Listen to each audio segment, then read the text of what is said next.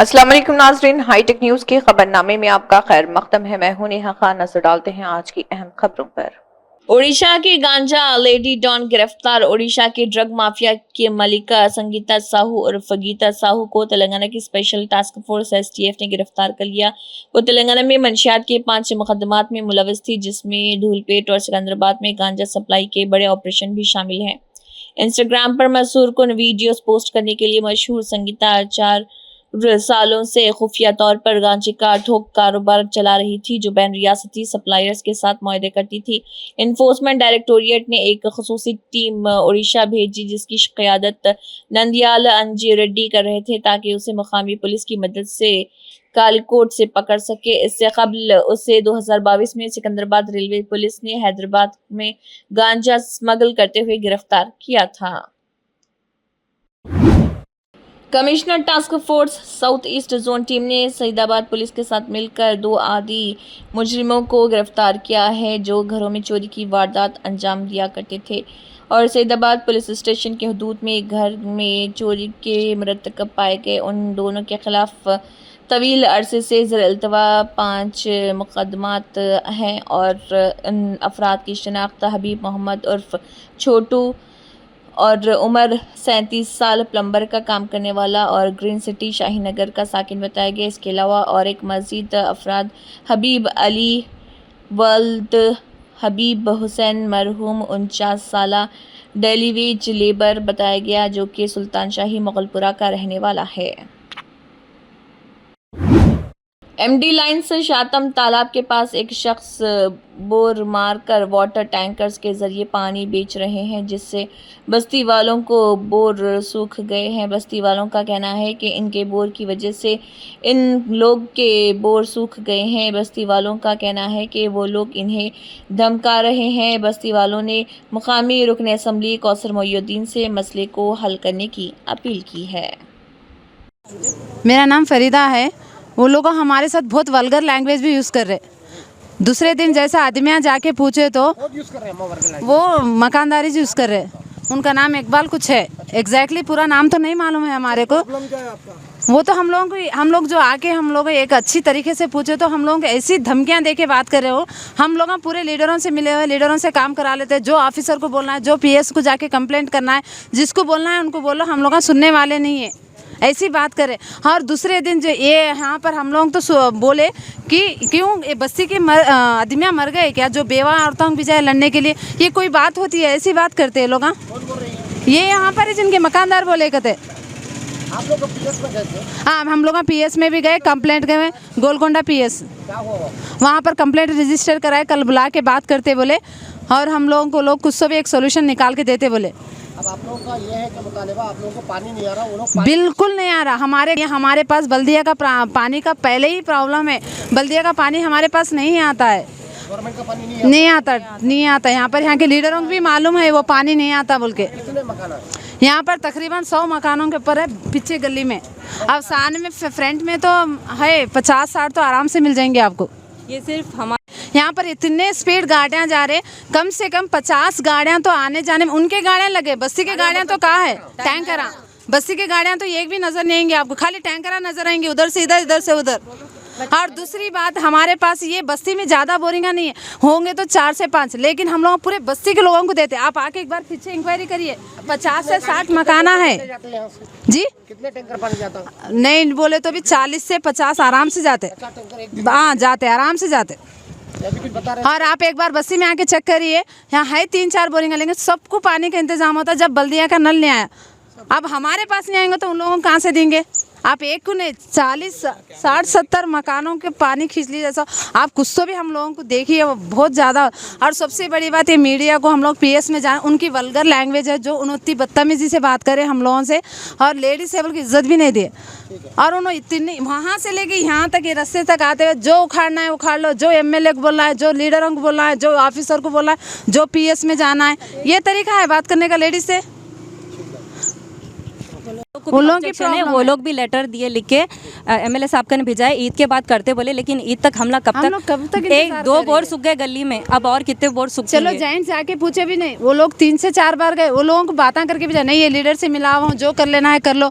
जब लेडीज गए तो आप बदतमीजी पे उतर गए। आप एमएलए साहब करने गए थे, एमएलए साहब कहता हूँ नहीं, एमएलए साहब के पास नहीं गए, एमएलए साहब को हम लोग यहाँ ठहर के फ़ोन करे तो उन्होंने बोले कि नहीं, अगर वहाँ पर किसी को प्रॉब्लम आ रहा तो फ़ौरन कट कर दो। 2 दिन में हो जाता बोले। 2 दिन जाके अब 8वां दिन है, हम देख के पीएस को जाना पड़ा। हम लोग जब बात कर रहे थे, बात थी वो क्या बोलते हैं, जब हम लोग बात करने गए थे उनसे, तो अगर ये कल के दिन उठ भी जाएगा, ये टैंकरों का बंद भी हो जाएगा, मैं पानी 24 घंटे बहाऊंगा, अब देखते तुम लोग जब क्या करते कर लो। बोल तो हम लोग बोले ठीक है बहा लो, लेकिन ये बंद कर दो। बोल तो क्या कर लेते तुम लोग, कुछ नहीं कर ले सकते, कहाँ जाते जाओ तुम लोग, जहाँ जाते ना, उससे पहले मैं जाके आ गया बोले ना, जाके आ गया, कहाँ कंप्लेन देते जाओ, मैं भी आता हूँ पीछे बोले ना। कौन बोले ये अल्फाज? ये अल्फाज मकानदार साहब के थे, नाम क्या है उनका? इकबाल साहब। और पहली बात, एरिया के जो एमएलए साहब को आप नहीं, हमारे एरिया के एमएलए साहब तो बोले थे उनको, अगर ऐसा रहता तो उन्होंने भी कुछ भी नहीं बोलते थे। उन्होंने जब कट करो बोले, जब उन्होंने एमएलए की बात को अवॉइड करके कंटिन्यूस पानी भर रहे, तो फिर क्या एक्सपेक्ट कर रहा है उनसे। हम एमएलए से रिक्वेस्ट कर रहे कि प्लीज़ यहाँ पे ये जो प्लांट लगा, अननेसेसरी प्लांट लगा, इसको प्लीज़ बंद कराइए, क्योंकि ये नल का पानी तो हम लोग को पहले से प्रॉब्लम थी, हम लोग एडजस्ट कर ले रहे थे, अड़ोस पड़ोस को दे लेते, मदद कर लेते। अब एकदम ये भी नहीं वो भी नहीं बोलते, बहुत मुश्किल हो जा रही। साहब ज़रा प्लीज़ कैसा भी करके हमारा मसला हल करिए, क्योंकि वो आदमी तो नहीं सुन रहा। आप जब बोले आपकी अल्फाज की अहमियत नहीं है, तो हम क्या चीज़ है, हम औरतें क्या चीज़ है। आदमी यहाँ गए तो मैं लीडर से मिला हुआ हूँ, मैं सब वो कर रहा हूँ, ऊपर वालों को पैसे दे रहा हूँ, नीचे वालों को पैसे दे रहा हूँ, अल्लाह फला बोल के भिजा दिए, इसलिए हम लगा निकले। नहीं तो कहीं को निकलते, कोई भी औरत घर के बाहर कहीं को निकलती, जब आदमी को ऐसा वार्निंग्स मिले तो औरतें निकल गए। क्या करेंगे बोलो आप, पानी की परेशानी है बोल के तो निकले बाहर। अब ये कुछ तो भी जीएचएमसी मेयर गढ़वाल विजय लक्ष्मी ने रमज़ान के रोज़े के अख्तिताम के मौके पर बंजारा हिल्स रेनवा हॉस्पिटल के ज़रिए एहतमाम इफ्तार डिनर में शिरकत की। मेयर जिसने पहले प्रोग्राम में शिरकत की, फिर कई लोगों को खजूरें पेश की और अपने मुसलमान भाइयों और बहनों को रमज़ान की मुबारकबाद देते हुए रोज़ा खोला। आंध्र प्रदेश के वज़ीर आला चंद्रबाबू नायडू ने ख़वातीन की माली खुद इन्हसारी के लिए दुआ का तारुफ कराया। नारा भुवनेश्वरी ने मार्च के तहत ख़वातीन के लिए तरबियती प्रोग्राम का आगाज़ किया है। ऐसी कोई चीज़ नहीं जो ख़वातीन को हासिल नहीं हो सकती। अगर वो अपने जहन पर बिठा लें कि हम ये कर सकते हैं, तो वो फिर इसको हासिल कर सकते हैं, और ये कि अगर ख़वातीन को मौका फराहम किए जाएँ तो वो मुआजिज़े पैदा करेंगे।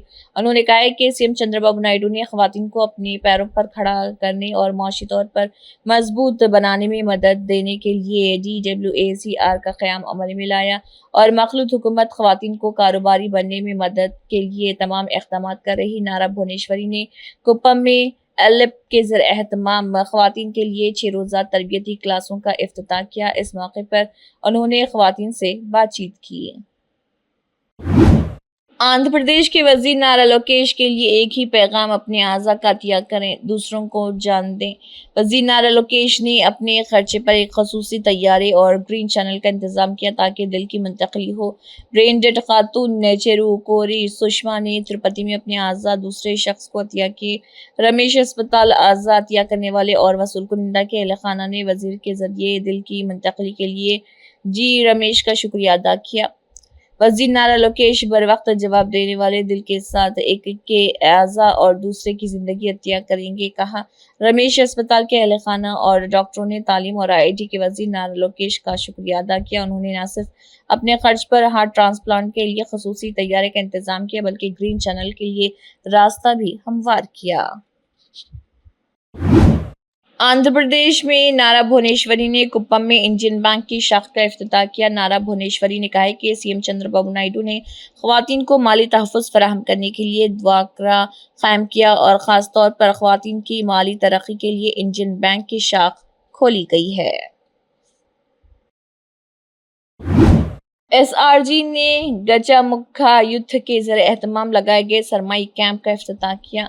साबिक जेडपी चेयरपर्सन और कांग्रेस पार्टी गदवाल हलके के इंचार्ज श्रीता तिरुपतिया, साबिक म्यूनसिपल चेयरमैन बीएस केशव इस मौके पर मौजूद रहे। गदवाल जिले के मरकज में दूसरे रेलवे फाटक के करीब एसआरजी गजामुखा युद्ध के ज़रिए एहतमाम कायम चिल्लीवेंद्रम का इफ्तिताह साबिक ZP chairperson Congress party Gadwal हलके की इंचार्ज सरिता तिरुपातिया और साबिक म्यूनसिपल चेयरमैन बीएस केशव ने किया है। बादशाह उन्होंने खिताब करते हुए कहा है कि नौजवानों को मौसमी गर्मा में ऐसे रज़ाकाराना प्रोग्राम करके अच्छी खिदमत की खूबियां अपनाई जानी चाहिए। कांग्रेस पार्टी के रहनुमा पलपति वेंकटेश कोटेश पेद्दापल्ली अलवाल राजशेखर रेड्डी टीएनआर जगदीश और दीगर इस मौके पर मौजूद थे।